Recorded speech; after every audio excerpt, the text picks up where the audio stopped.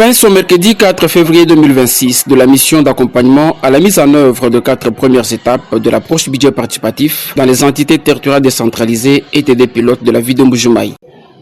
Organisé par le gouvernement provincial du Kassai-Oriental avec l'appui du projet encore financé par la Banque mondiale, ce processus du budget participatif a connu 3 temps forts, à savoir l'organisation des forums de quartier de la ville de Mbuji-Mayi en 5 poules tenus séparément dans chacune des 5 communes du chef de la province sous la gestion d'un facilitateur de la société civile.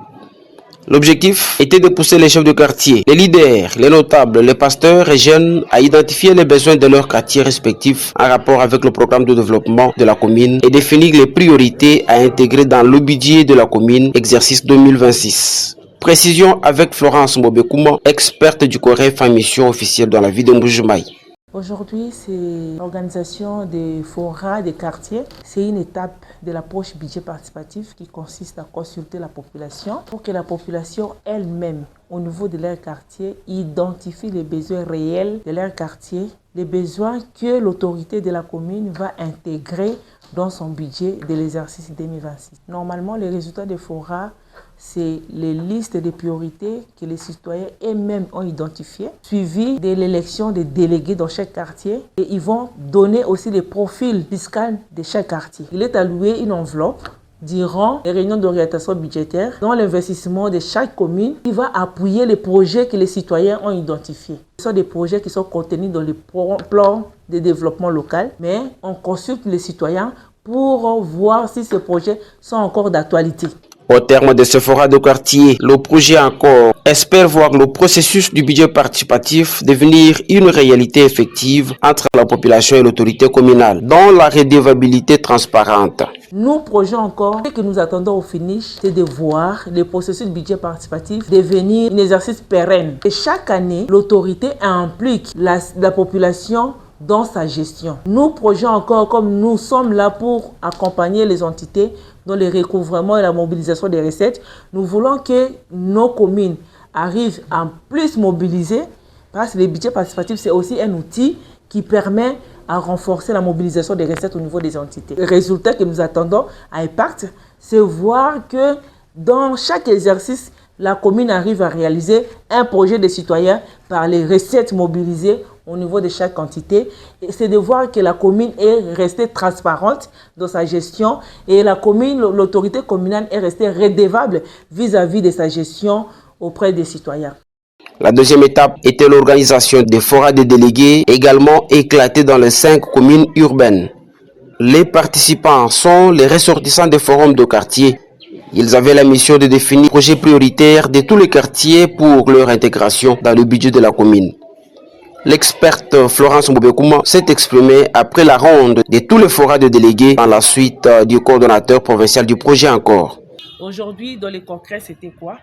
Après avoir finalisé avec l'étape des forats des quartiers, il fallait que les délégués élus au niveau des quartiers se mettent ensemble pour faire la consolidation des projets de tous les quartiers pour qu'on puisse avoir des projets qui représentent la commune, toute l'entité, pour l'investissement budgétaire 2026.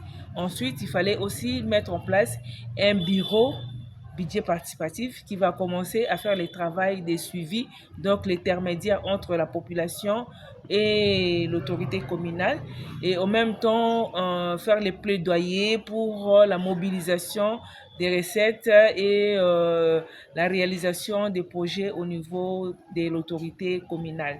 Ils ont finir par mettre en place une liste des opérateurs économiques de toute la commune qui sera un outil qu'on va remettre à l'autorité communale pour qu'elle puisse avoir le profil fiscal de l'entité et comment elle va planifier les processus de collecte, de recouvrement et de mobilisation des recettes. Au bout de cette journée, un comité du budget participatif a été élu dans chaque commune et officiellement installé par le bourgmestre.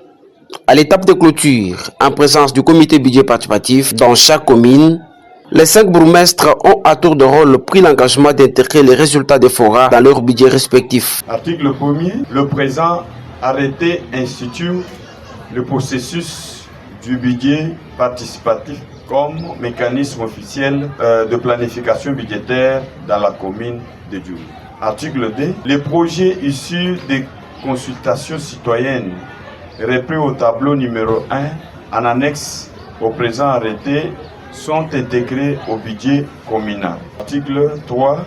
Un comité de suivi citoyen du budget participatif et du plan de développement local est mis en place. Les membres du dit comité sont repris au tableau numéro 2 en annexe du présent arrêté. Pour Maître Jean-Claude Moussas Magnon, coordonnateur provincial du projet Encore au Kassa-Oriental, l'occasion était de saluer l'expérience et l'engagement de tous. Cette expérience renforce au sein du COREF et du projet Encore la conviction de poursuivre son engagement dans l'accompagnement des communes de la ville de Mbuji-Mayi pour la mise en œuvre du processus du budget participatif ainsi que son extension aux entités territoriales décentralisées des territoires de notre province. Cette conviction sera davantage consolidée lorsque sera effectivement constatée une amélioration de la transparence, de la redevabilité, de la participation citoyenne et du contrôle citoyen dans la gestion des finances publiques au sein de la commune,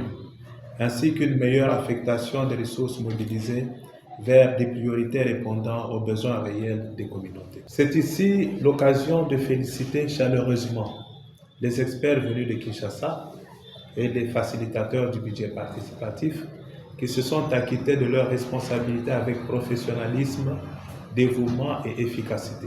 Enfin, le ministre provincial en charge du plan et budget du Kassa-Oriental a dit sa gratitude aux 5 bourgmestres qui ont pris l'engagement de consacrer la moitié du budget d'investissement de la commune au budget participatif. Au terme de la mission d'accompagnement dans la mise en œuvre du budget participatif dans nos communes d'Ipemba, Djibindi, Djoulou, Kanchi et Mouya de la ville de Mbuji-Mayi, laquelle a porté sur les réunions d'orientation budgétaire, les forats des quartiers, le forum des délégués et celui de la commune, grande est ma satisfaction. Et je suis très marqué de l'engagement de Madame la bourgmestre de la commune de la Mouya qui consacre ces jours 50% du budget d'investissement de cette commune au budget participatif. Cette émission a été observée dans les communes de la ville diamantifère pendant près de 11 jours.